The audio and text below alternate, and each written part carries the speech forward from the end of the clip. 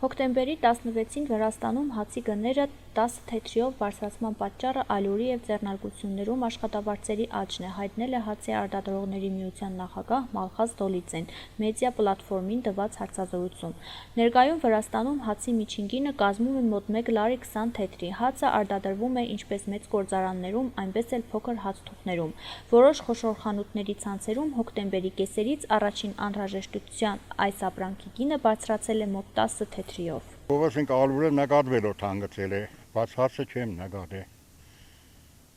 Սա փարերն ենք եղել ենք, նույն գներն են, կա 80, կա լարի,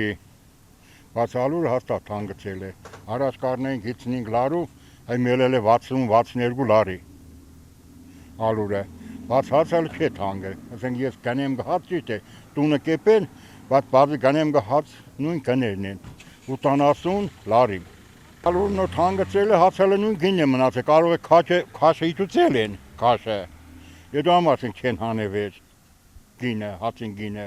Ուրեմն քաշը քչացել են, որ նույն գինն է մնացել։ Ինձ եւ հացերը 80 կապեկ են բուժուրներն, մարդ քաշներն էլ լարի մեր։ Ուրեմն քաշը իջուցել են։ Եթե ալուրն որ թանկես են, քաշն որ նույն տեղը մնար, անպայման թանկեր դե հացը։ Ուրեմն քաշը իջուցել են։ Չեն ուզել թանկացնել, քաշն են իջուցել։ Ասենք այն բար խոսքին ասենք 500 գրամ էր, եմ կարող է 4 են երել, 400 գրամ։ Որ նույն գինը մնա հացը։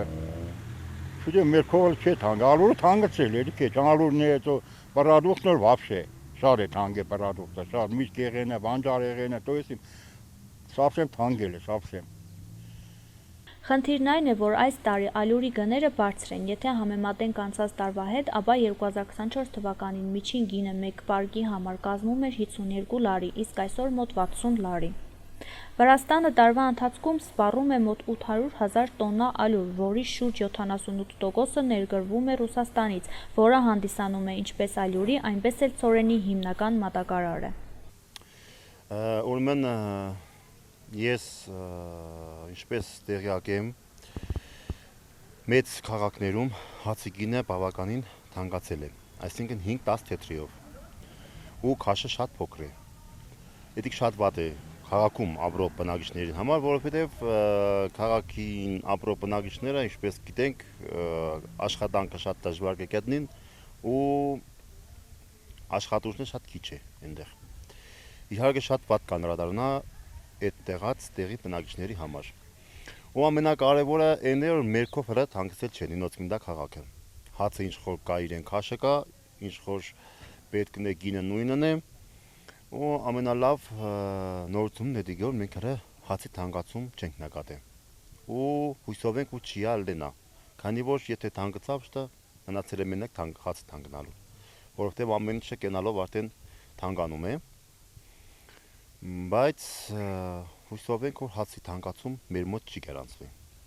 Նինոցմինդայի հացթուխարաններում հայտնեցին, որ թեև շուկայում երբեմն նկատվում են տատանումներ, սակայն ներկայումս ալյուրի և հացի գները չեն փոխվել։ Միևնույն ժամանակ որոշ բնակիչներ անհանգստություն են հայտնել հացի քաշի նվազման կապակցությամբ։ Նրանց խոսքով թեև գինը չի փոխվել, հացի քաշը համեմատած անցած տարվա հետ փոքրացել է։